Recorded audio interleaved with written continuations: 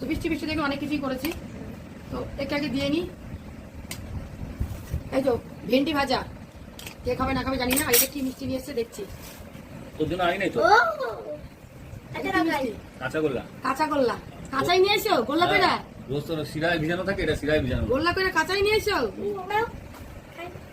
তো এই যে কাঁচা গোল্লা। আর আমি যে মিষ্টি দিয়ে বানিয়েছিলাম এই যে, দেখি। এই যে ও বাবা, ভালোই তো হয়েছে।